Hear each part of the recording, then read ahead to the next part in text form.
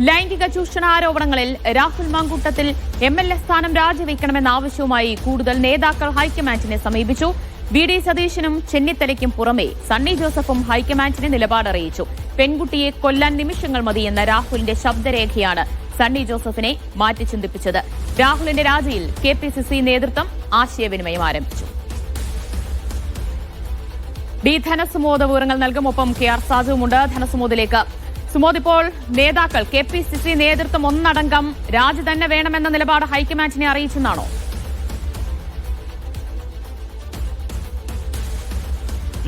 ഈ നിമിഷത്തിൽ പങ്കുവയ്ക്കാവുന്ന ഏറ്റവും പ്രധാനപ്പെട്ട പുതിയ വാർത്തയാണ് സണ്ണി ജോസഫ് കൂടി ഇപ്പോൾ എംഎൽഎ സ്ഥാനം രാജിവെക്കണമെന്നുള്ള രാഹുൽ മാങ്കൂട്ടത്തിൽ എംഎൽഎ സ്ഥാനം രാജിവെക്കണമെന്നുള്ള ആവശ്യം ഉന്നയിച്ചിരിക്കുകയാണ്.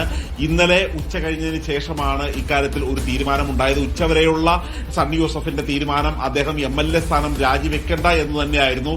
കാരണം യൂത്ത് കോൺഗ്രസ് അധ്യക്ഷ പദവി രാജിവെച്ചതുകൊണ്ട് ഇനി ഒരു രണ്ടാമത്തെ ഒരു ശിക്ഷ, പ്രത്യേകിച്ച് ഒരു കേസ് പോലും വരാതിരിക്കുന്ന ഒരു സാഹചര്യത്തിൽ, ഒരു രേഖാപരമായ ഒരു എഫ്ഐആർ പോലും ഇല്ലാത്ത സാഹചര്യത്തിൽ എംഎൽഎ പദവി രാജിവെക്കണ്ട എന്നുള്ള ഒരു കാര്യത്തിലായിരുന്നു.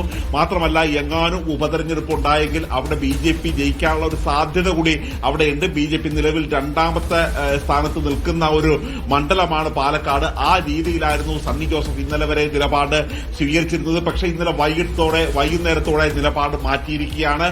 കാരണം ഈ തരത്തിലുള്ള രാഹുൽ മാങ്കൂട്ടത്തിന്റെ ശബ്ദരേഖ പുറത്തു വന്നു കഴിഞ്ഞപ്പോൾ ആ അതിജീവിതയെ, ആ ഒരു ഗർഭിണിയെ കൊല്ലാനായി നിമിഷങ്ങൾ മാത്രം മതിയല്ലോ എന്ന് ചോദിച്ചപ്പോൾ ഇതൊരു നേതാവിന് മാത്രമല്ല ഒരു മനുഷ്യന് പോലും സ്വീകരിക്കാവുന്ന ഒരു നിലപാടല്ല എന്ന് തന്നെയാണ് സണ്ണി ജോസഫ് വ്യക്തമാക്കിയിരിക്കുന്നത്.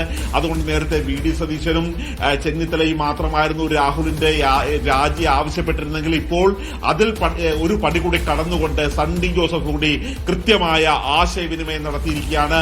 ദീപാദാസ് മുൻഷിയോടും ഹൈക്കമാൻഡിനോടും കൃത്യമായി അറിയിച്ചിരിക്കുകയാണ്. ഇനിയിപ്പോൾ രാഹുൽ മാങ്കൂട്ടത്തിനെ നിലനിർത്തിക്കൊണ്ട് മുന്നോട്ട് പോകാൻ കഴിയില്ല. ഒരു നിമിഷം പോലും വൈകാതെ രാഹുൽ മാങ്കൂട്ടത്തിൽ നിന്ന് രാജി ചോദിച്ചു വാങ്ങണം. ഇനി അഥവാ അയാൾ രാജിവെക്കാൻ വൈകിയാണെങ്കിൽ പുറത്താക്കൽ ഉൾപ്പെടെയുള്ള നടപടികളിലേക്ക് കടക്കണമെന്ന് സണ്ണി ജോസഫ് കൃത്യമായ നിലപാട്, കെപിസിസി അധ്യക്ഷൻ ശക്തമായ നിലപാടാണ് ഇപ്പോൾ ഹൈക്കമാൻഡിനെ അറിയിച്ചിരിക്കുന്നത്. ഇപ്പോഴും ഹൈക്കമാൻഡ് ഇതൊരു അന്തിമമായ ഒരു അനുമതി കൊടുത്തിട്ടില്ല. ഈ വൈകുന്നേരം വരെ കാത്തിരിക്കണം എന്നുള്ള ഒരു ആവശ്യം തന്നെയാണ് ഇപ്പോൾ സണ്ണി ജോസഫിന്റെ മുമ്പാകെ വെച്ചിരിക്കുന്നത്. ഏതായാലും തീരുമാനത്തിൽ നിന്ന് പിന്നോട്ടടിപ്പിക്കാൻ എന്തെങ്കിലും കാരണങ്ങളുണ്ടോ ഹൈക്കമാൻഡിന്റെ മുന്നിൽ, ഉപതെരഞ്ഞെടുപ്പ് അല്ലാതെ?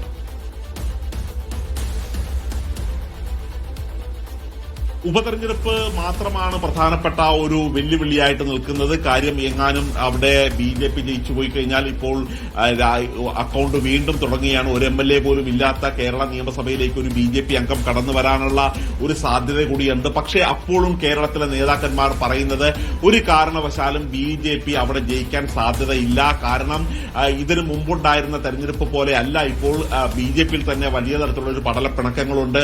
ബിജെപിക്ക് ഇത് ഒരു കാരണവശാലും ഇത് ഇത്തരത്തിലുള്ള ഒരു വാക്വം, അതിലൊരു അഭാവം അവർക്ക് ഗുണകരമായി ഉണ്ടാക്കാൻ കഴിയില്ല. മാത്രമല്ല, ഒരു കോൺഗ്രസ് കേരളത്തിൽ ആദ്യമായി ഒരു നിലപാട് ഉയർത്തിപ്പിടിക്കുന്ന ഒരു പാർട്ടിയാണ് എന്നുള്ളത് പാലക്കാടിലെ ജനങ്ങൾ പോലും ഹൃദയപൂർവ്വം ഏറ്റെടുക്കും.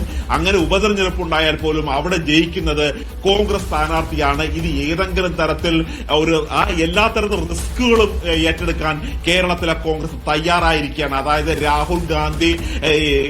രാഹുൽ മാങ്കൂട്ടത്തിൽ അവിടെ രാജിവെച്ചതിന് ശേഷം അവിടെ ഇനി ഉപതെരഞ്ഞെടുപ്പ് നടത്തിയാൽ അവിടെ ഒരു കോൺഗ്രസ് സ്ഥാനാർത്ഥിയെ വിജയിപ്പിക്കാനുള്ള എല്ലാ റിസ്കുകളും കേരളത്തിലെ നേതാക്കന്മാർ ഒറ്റക്കെട്ടായി ഏറ്റെടുത്തുകൊണ്ട് തന്നെയാണ് ഇപ്പോൾ രാഹുൽ മാങ്കൂട്ടത്തിൽ രാജിവെക്കണമെന്ന ആവശ്യം ഹൈക്കമാൻഡിന് മുമ്പാകെ